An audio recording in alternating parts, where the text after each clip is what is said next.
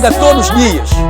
Discipulado cristão dura toda a vida inteira.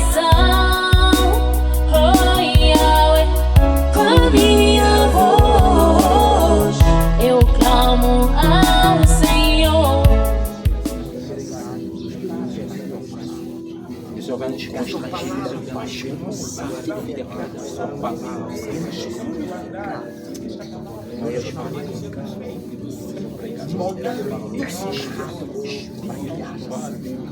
Que a palavra sai da boca de Deus parece que está comovida a fim de te mudar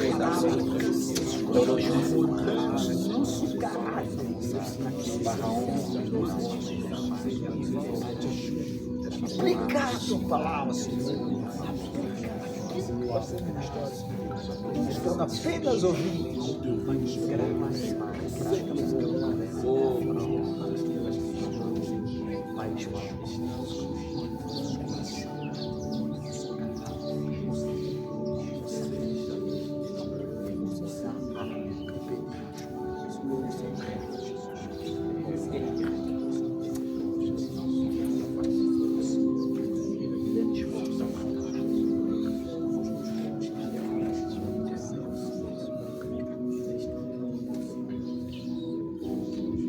Amém? Amém? Que Deus seja louvado por esse espaço. Agora chegou o momento de ouvir a palavra do Senhor. E assim que eu vou convidar meu filho, depois de vamos a fim de ministrar a palavra do Senhor.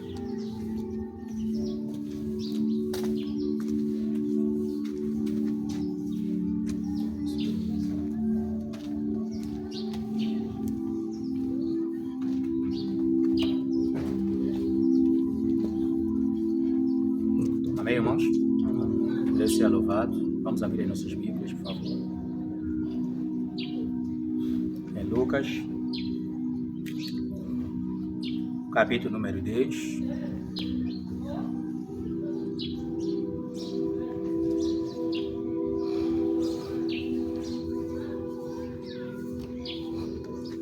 Verso número 25.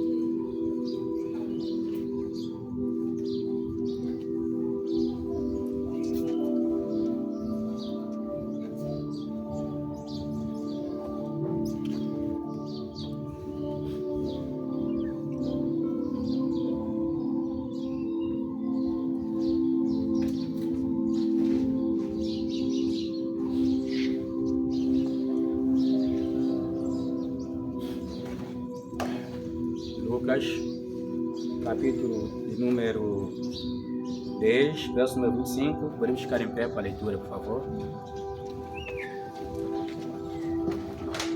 Nós vamos ler do verso número 25 ao verso número 37. 25 a 37. Podemos ler todos nós. 1, 2, 3. Está escrito: e eis que certo homem, intérprete da lei, se levantou com o intuito de pôr Jesus à prova e disse-lhe: Mestre, que farei para herdar a vida eterna? Então Jesus lhe respondeu: que está escrito na lei? Como interpretas? A isso ele respondeu: Amarás o Senhor teu Deus de todo o teu coração, de toda a tua alma e de todas as tuas forças, e de todo o teu entendimento. E amarás o teu próximo como a ti mesmo. Então Jesus lhe disse: Respondeste corretamente, faze isto e viverás. Ele, porém, querendo justificar-se, perguntou a Jesus: Quem é meu próximo? Jesus prosseguiu dizendo: Certo homem descia de Jerusalém para Jericó e veio a cair em mão de salteadores, os quais, depois de tudo, lhe roubaram e lhe causaram muitos ferimentos. Retiraram-se, deixando-o semi-morto. Casualmente, descia um sacerdote por aquele mesmo caminho e, vendo-o, passou de largo. Semelhantemente, um levita descia por aquele lugar e, vendo-o, também passou de largo. Certo samaritano, que seguia o seu caminho, passou-lhe perto e, vendo-o, compadeceu-se dele. E, chegando-se, pensou-lhe os ferimentos, aplicando-lhe o óleo e vinho e colocando sobre o seu próprio animal, levou-o para uma hospedaria e tratou dele. No dia seguinte, tirou dos denários e os entregou ao hospedeiro, dizendo: cuida deste homem, e se alguma coisa gastares a mais, eu te indenizarei quando voltar. Qual destes três te parece ter sido o próximo do homem que caiu nas mãos dos salteadores? Respondeu-lhe o intérprete da lei: o que usou de misericórdia para com ele. Então lhe disse: vai e procede tu de igual modo. Amém? Pode se sentar, por favor. Graças a Deus.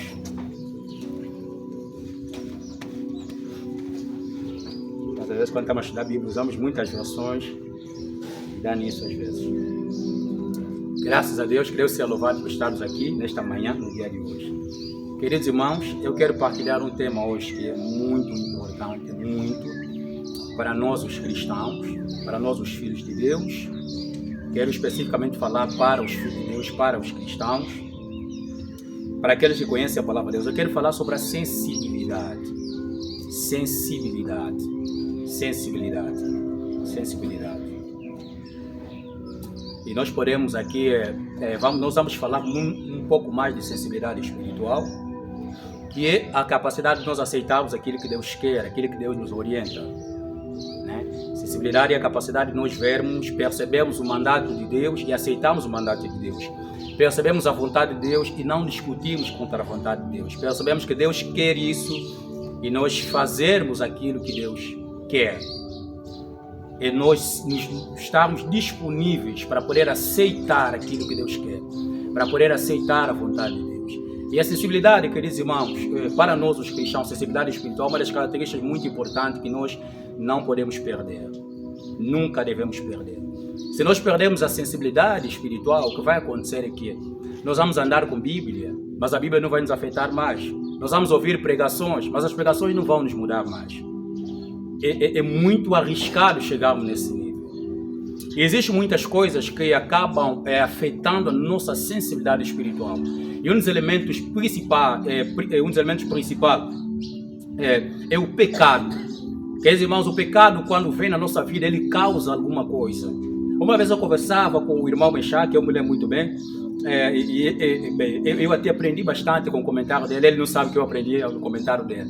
Nós estamos a falar do irmão que era um pregador, muito bom pregador, pregava bastante a palavra de Deus. Mas se você ver a vida desse irmão hoje, você fazer uma comparação com aquele que ele era, é quase que você não acredita. É alguém que ensinava os outros, é alguém que pregava a palavra de Deus. Mas hoje, esse mesmo irmão que pregava a palavra de Deus, ele está vivendo extremamente no pecado. Não é aquele pecado que a pessoa está a lutar contra ele, está a guerrear contra ele, mas é aquele pecado de sentar mesmo e fazer mesmo o pecado à vontade. Então, isso é muito grave. E quando conversava com o irmão Meshach disse algo muito importante. O irmão Meshach disse: o problema é o que o pecado causou nele. O pecado, quando vem na nossa vida, causa alguma coisa. Nós pensamos que não, nós vamos brincar com o pecado e não vai causar nada. Uma vez eu expliquei para vocês que tem um pastor que todas as vezes, a maior parte dos cristãos, membros, vinham lhe contar que caíam num certo pecado. Caíam num certo pecado. Ele sempre ouvia: esse irmão caiu naquele pecado. Vai vir mais outro, caiu naquele pecado. Vai vir mais caiu naquele pecado. Oh, mas não estou a entender. Mas vocês, como é que vocês caem nesse pecado? O que é que tem nesse pecado? E ele decidiu experimentar ainda. Quando foi ainda para experimentar, irmão, já não saiu, já não estava conseguindo sair. Porque o pecado causa alguma coisa. Faz alguma coisa. desestabiliza a nossa força. Causa uma tristeza muito grande. Nós não conseguimos fingir alegria.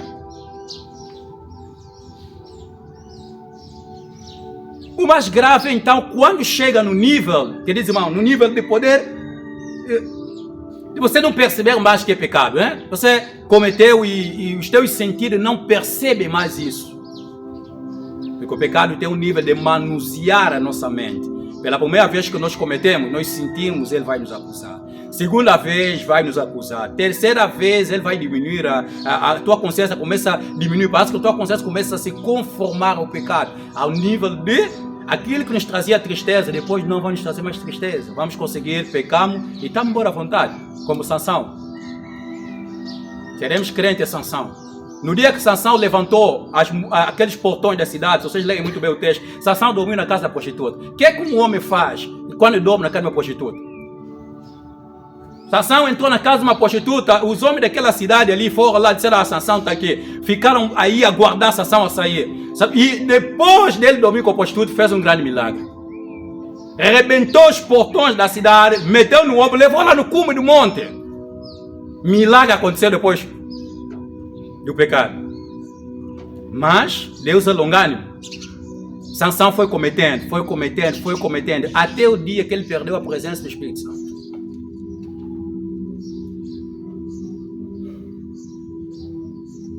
E quando Dalila disse, Filisteu estão aí, vai Sansão. Ele pensou, a Bíblia diz, ele não sabia que o Espírito Santo se tinha retirado, ele nem sabia, quer dizer, Sansão nem era mesmo sensível. Imagina, ele nem percebia que o Espírito Santo está triste.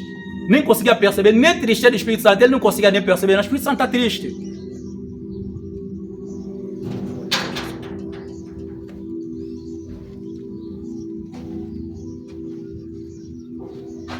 Amém? Vamos, no verso 25, a Bíblia diz, eis que certo homem, intérprete da lei, se levantou com o intuito de pôr Jesus à prova. Na NVT está escrito que, no verso número 25, certo dia um especialista da lei se levantou para pôr Jesus à prova com pergunta. Aqui na João Ferreira de Almeida aqui está escrito que é um certo homem, intérprete da lei.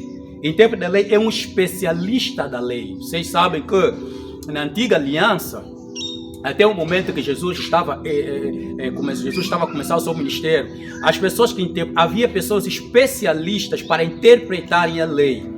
A lei não podia ser interpretada por qualquer pessoa. Tinha pessoas exclusivas, pessoas que tinham esse direito, foram outorgados por Deus para poder ser intérpretes da lei. A Bíblia diz, eis que um certo homem, intérprete da lei, se levantou com o intuito de pôr Jesus à prova. Quis tentar Jesus, fazendo-lhe pergunta, e disse-lhe, mestre, o que farei para herdar a vida eterna? O que é que eu posso fazer para herdar a vida eterna? E a resposta de Jesus é muito importante. Enquanto ele quer tentar Jesus, Jesus está a levar a coisa de maneira séria. Enquanto ele quer estar ali, simplesmente tentando Jesus, Jesus quer tratar dele mesmo. Jesus respondeu. Então Jesus lhe perguntou, está escrito na lei, como interpretas? Como é que você interpreta a lei? Já que você é intérprete da lei, é o especialista da lei, me diga como é que você interpreta a lei? Qual é a conclusão que você tira sobre aquilo que você interpreta da lei? E ele responde, a isto ele respondeu, a interpretação, amarás o Senhor teu Deus de todo o teu coração, de toda a tua alma, de todas as tuas forças e de todo o teu entendimento, e amarás o teu próximo como a ti mesmo. Ele apresenta aqui a interpretação dele da lei. E Jesus é que diz aqui, então Jesus lhe disse, respondeste corretamente. Quando ele apresenta a interpretação da lei, o que ele interpreta da lei, o que ele entende da lei, Jesus diz, você interpretou, você é um bom intérprete, você, de fato, na aula mesmo de hermenêutica, você está lá. Você é um bom hermenêutico, um bom exegeta. De fato, você interpreta muito bem. Jesus E eu gosto muito, irmão, essas partes que Jesus reconhece alguém. Quer dizer que se o mestre da lei aparecesse aqui, seria o melhor, digamos, um dos bons pregadores e excelente pregador. Nós iríamos olhar e dizer, muito bom teólogo,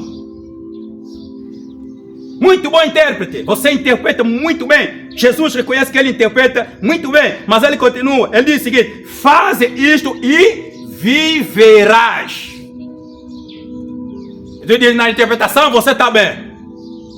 Na interpretação, você é um muito bom intérprete da lei. Você de fato está lá. Nota 20. Na cadeira de hermenêutica, nota 20. Você é excelente. Mas você quer ter a mesma vida eterna.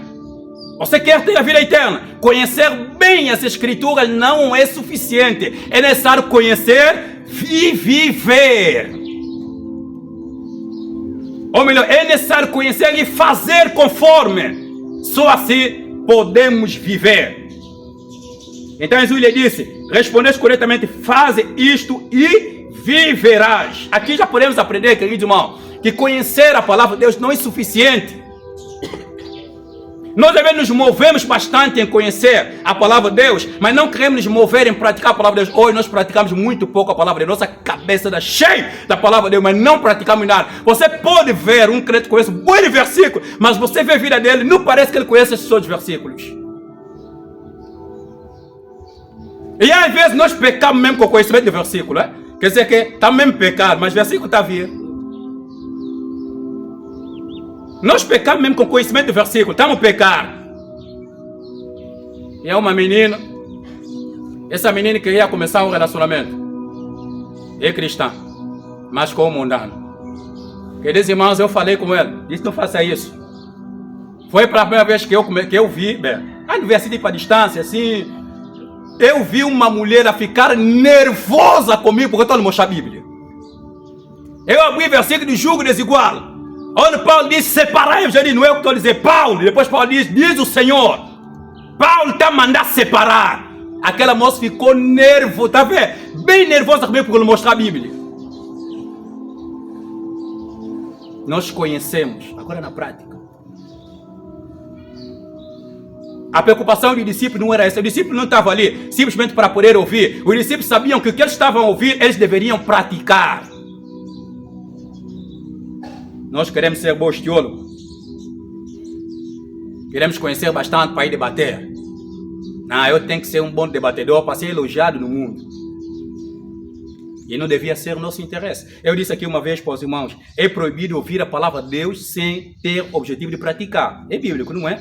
Não sejam apenas ouvintes, mas também praticantes. Ele está dizendo, não sejam apenas ouvintes. É proibido ser apenas ouvinte. Veja você ouvir, não vais praticar. É proibido.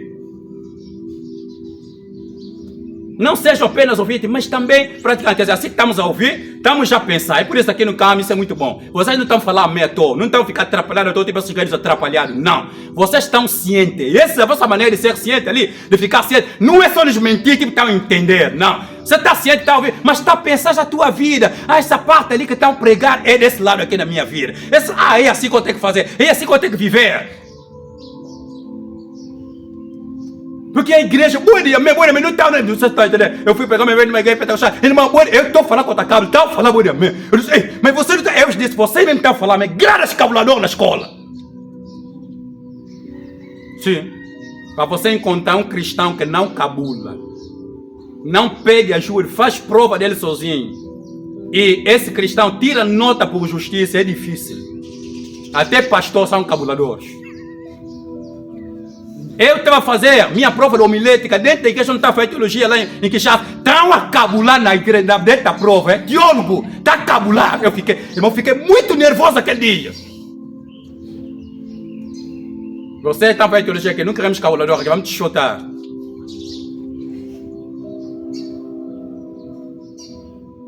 Amém? Faz isso e viverás. Ele, porém, querendo justificar-se. Olha o que acontece. Ele queria justificar. Queria se justificar. Jesus disse, faz isso e viverás. Ele, por querendo justificar-se, perguntou a Jesus, quem é meu próximo? Isso acontece às vezes, estão a pregar, nós estamos a ver que nossa vida mesmo está mesmo mal. Mas não vamos querer nos justificar. Não tem um jovem que chegou a engravidar uma moça. Engravidou a moça. A moça ficou grávida. Oh, irmão, como é? O jovem chegou a dizer que ela ficou grávida, mas ele não se envolveu com ele. Era um grupo de oração, um núcleo de oração. Irmão, aquele núcleo estragou por causa disso. Porque pelo menos o verdadeiro cristão reconhece quando ele peca. Talvez você pecar, você tem que ter capacidade de reconhecer, sim, eu pequei, eu fiz, sim. Ele quis justificar o pecado. O pecado pode ser justificado. Quer dizer que, não sei se é nascer novo Jesus, não sei. Porque talvez anticristo, como gosta de imitar, o diabo gosta de imitar, pode ser. Jesus, mas não vai. São pregadores hoje. Né? Então aqui justificar-se, nós não podemos nos justificar quando nós somos confrontados pela palavra de Deus. Não podemos fazer isso. Não devemos fazer isso. Perguntou a Jesus, quem é o meu próximo? Jesus prosseguiu dizendo, já que ele faz uma pergunta a Jesus de quem é o seu próximo, o que Jesus vai fazer? Jesus vai mostrar-lhe um fato para poder levar a mente dele a analisar, para ele chegar na conclusão sobre aquilo que ele perguntou. Ele, porém, querendo justificar-se, perguntou a Jesus, quem é o meu próximo? Jesus prosseguiu dizendo, certo homem descia de Jerusalém para Jericó e veio a cair em mão de salteadores, os quais, depois de tudo lhe roubarem e lhe causarem muitos ferimentos, retiraram-se, deixando-se morto. Esse homem foi espancado pelos bandidos durante o momento da sua peregrinação, no momento da sua viagem. E para além de lhe roubarem todos os bens, ele foi ferido e quase morto. No verso 31, a Bíblia diz, casualmente descia um sacerdote por aquele caminho. E depois apareceu um sacerdote que estava a passar no mesmo caminho e vendo-o passou de largo. Jesus primeiramente fala que esse homem que foi espancado, que esse homem que apanhou, estava no caminho quase morto, passou o sacerdote. Vocês vão perceber que aqui Jesus quer realmente tratar de pessoas que conhecem a palavra de Deus. O interesse de Jesus é tratar daqueles que lidam com as coisas espirituais, que lidam com a palavra de Deus. Jesus também diz sacerdote, passou um sacerdote. E o que o sacerdote fez? Vendo, passou de largo. Aqui,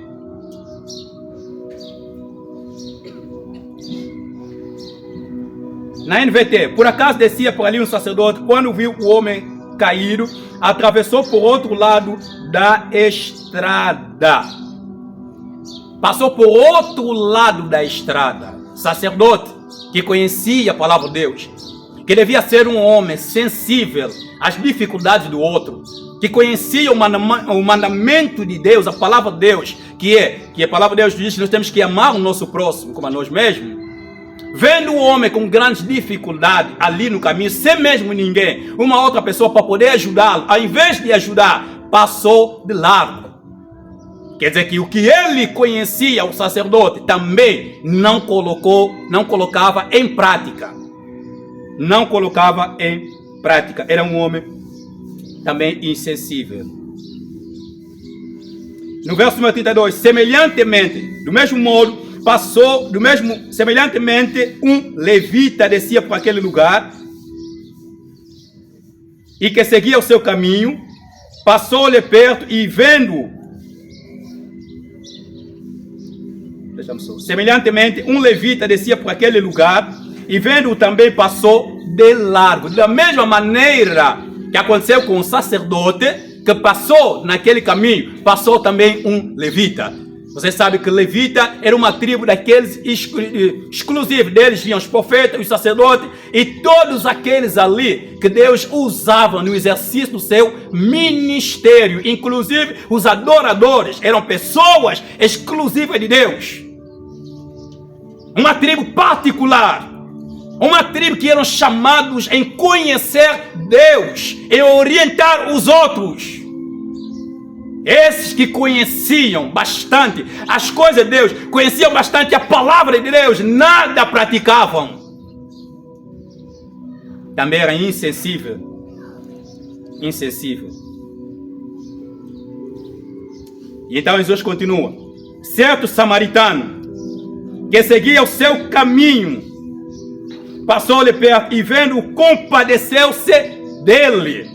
E passava um samaritano que, para os israelitas, muitos israelitas e judeus, consideravam aqueles que estavam distantes, separados de Deus. Havia uma disputa entre esses dois povos. Mas esse samaritano, que era considerado dessa maneira, viu aquele homem nas dificuldades, praticou a palavra de Deus. Eu posso crer que esse samaritano conhecia a palavra de Deus por causa da conclusão de Jesus.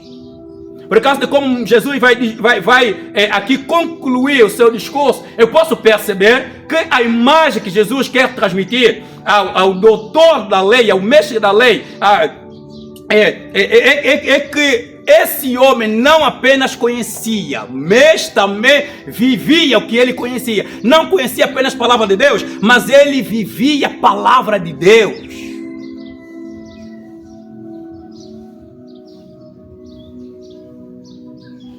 Compadeceu-se dele. Ele teve uma compaixão das dificuldades daquele homem. Será que hoje nós podemos falar de nós, de termos compaixão dos outros, sermos compassivos? Nós estamos até mesmo pessoas totalmente insensíveis até a dor dos outros, a dificuldade dos outros. Estamos chegando no nível que nós até estamos a desejar o sofrimento dos outros. Você sabia que tem pessoas que dizem ser cristão entre nós, que até desejam que outras pessoas caem no pecado? Ela não fala muito, você vai ver um dia. Que tem pessoas que estão à espera. Como não estão a conseguir um ponto contra ti, alguma coisa contra ti, então eles até desejam que a pessoa caia no pecado, irmão. Nós já fazemos parte de uma igreja assim, onde você está vendo que o pastor não te ajuda em nada, não te ajuda absolutamente em nada. Um pastor que não te ajuda em nada, quer o quê?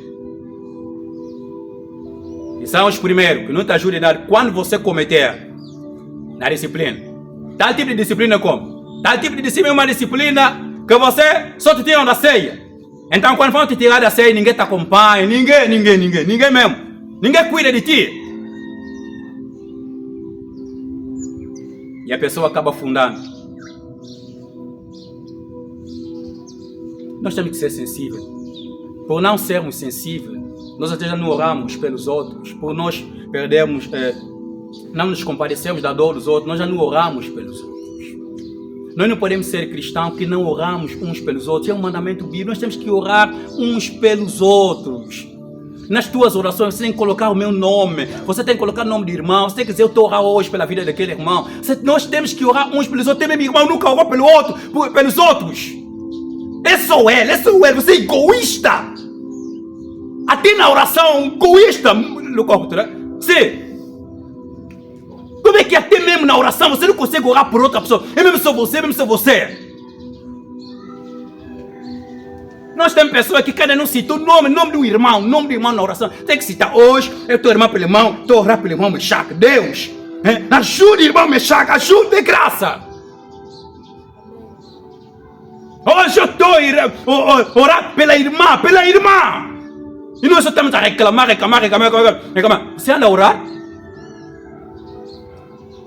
E nós não somos igreja, nós não somos tipo pessoas perfeitas que não tem falha. Todos nós temos falha aqui, temos falha. Eu já vi aqui, irmãos ficaram nervosos, zangados. Irmã ficou nervosa, zangada mesmo, bem zangada. O que você tem que fazer? Orar pela irmã, pelo irmão. Vai soltar irmão da igreja. Você é muito nervoso, sai da igreja. Nós já recebemos uma vez um bêbado aqui na igreja. Vem cultuar, bêbado. Não nos soltamos. Pelo menos estava se comportar bem, sentou lá atrás, mas estava a ouvir palavra. Bêbado. Você está pensando ali, é verdade, bêbado? Ele está bêbado. Pelo menos estava calmo, um bêbado calmo.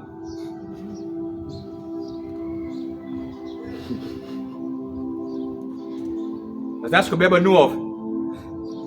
Acha que o bêbado não ouve? Quem já ficou bêbado aqui no passado? Não, eu vou levantar a mão. Tem bêbado que ouve. Tem pessoa até tá doente, tá assim, tem pessoa que tipo perdeu o sentido, consegue ouvir vozes.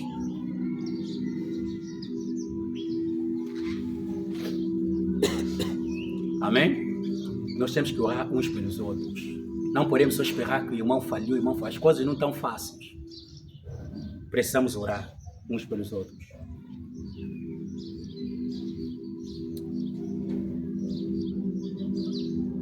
E chegando-se, pensou-lhe os ferimentos.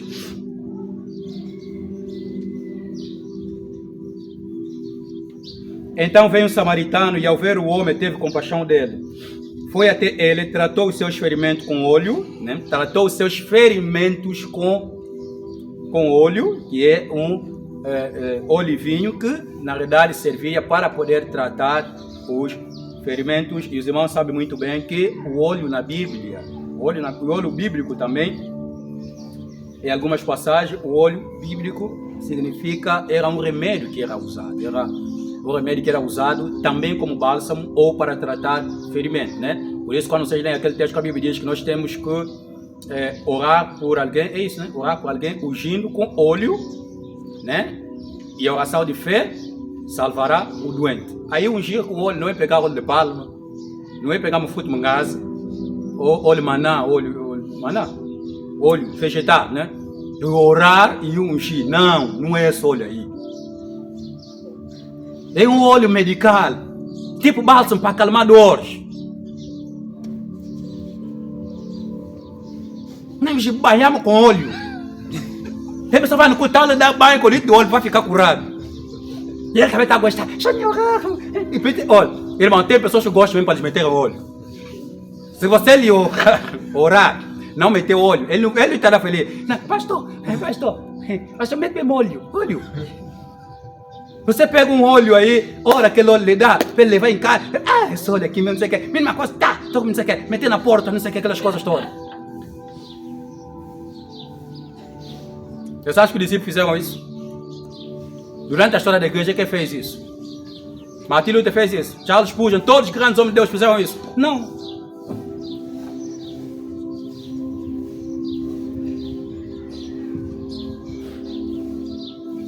Tratou o seu ferimento com óleo e vinho e os enfaixou. Depois colocou o homem em um jumento e levou a uma hospedaria onde cuidou dele. Depois disso ele levou o homem a uma hospedaria e então cuidou dele. Eu acredito que já não tem tempo aqui.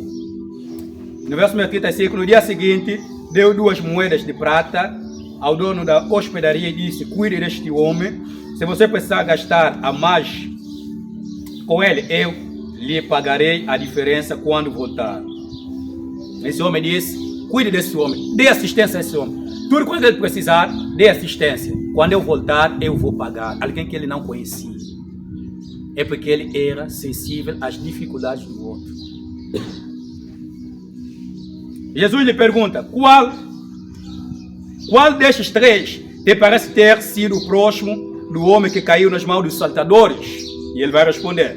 Respondeu-lhe o intérprete da lei, que usou de misericórdia com ele. Quer dizer, a conclusão também do intérprete da lei é que Jesus reprovou a todos aqueles sacerdotes, levitas, o comportamento deles. Embora conhecerem a palavra de Deus, foram reprovados.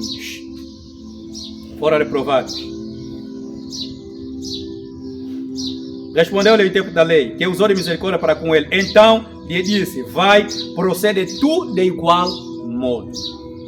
Deus diz, o ápice, o ponto mais alto, diz: vai e pratica isso. Faça isso, seja sensível. Não basta apenas você conhecer. Não basta apenas você saber o que Deus diz. Não basta você apenas conhecer a lei, conhecer o que está na lei, e interpretar corretamente o que está na lei. Você tem que praticar o que está na lei. E nós precisamos, queridos irmãos, ser praticantes da palavra de Deus. Nós precisamos, queridos irmãos, não apenas lutar, ser bons intérpretes, mas precisamos lutar, praticar a palavra de Deus. Tem muitas áreas da nossa vida que nós ainda não praticamos a palavra de Deus. E nós devíamos estar crescendo, mas nós estamos a ser diluídos. Diluir é diminuir a porção de alguma coisa. O chá está muito açucarado, você mete água. Nós estamos a diluir, porque até parece que no passado estava melhor do que hoje. E nós devemos crescer. É um mandamento bíblico nós crescermos. Imagina se amanhã você ser melhor do que hoje.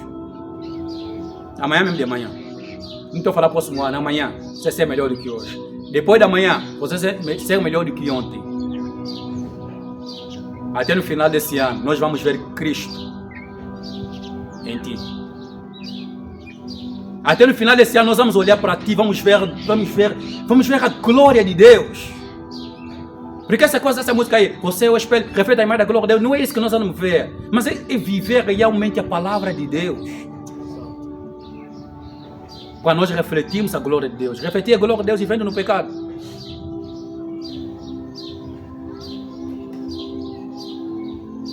Que Deus possa nos ajudar. Feche teus olhos. Vamos falar com Deus. Você vai dizer ao Senhor, me ajude a praticar a tua palavra. Queridos irmãos, eu não sei quais são as lutas que você está a passar nesse momento, mas só você sabe quais são as dificuldades que você está enfrentando nesse momento para poder praticar a palavra de Deus. Eu lhe convido a falar com Deus, pedir a Deus graça, para que Ele possa te ajudar a não apenas ouvir, mas também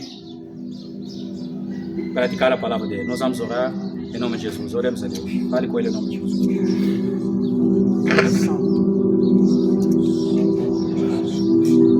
Aleluia.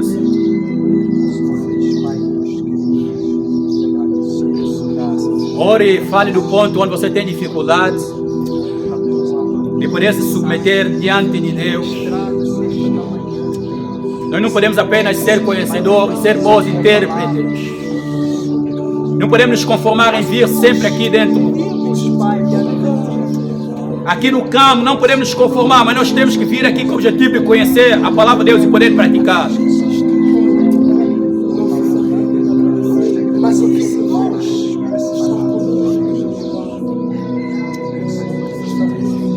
Aleluia.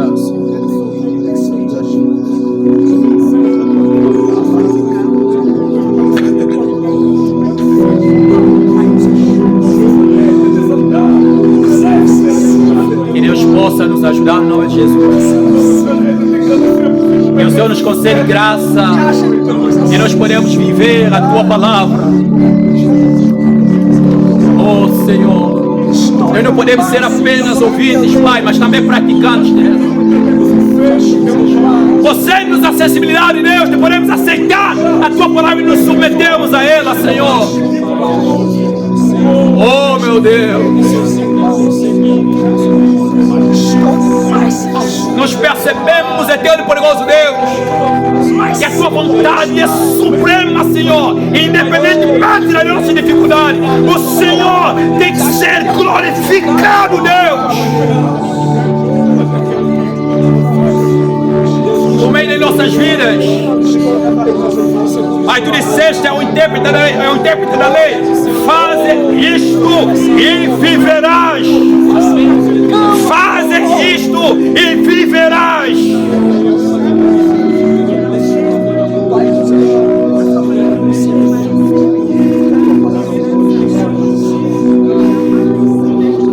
Nos ajuda, Deus, a praticarmos, Senhor, a tua palavra, a nos submetermos a ela, a termos uma vida regrada por ela, a termos, eterno poderoso Deus, uma vida submetida na tua palavra, Pai.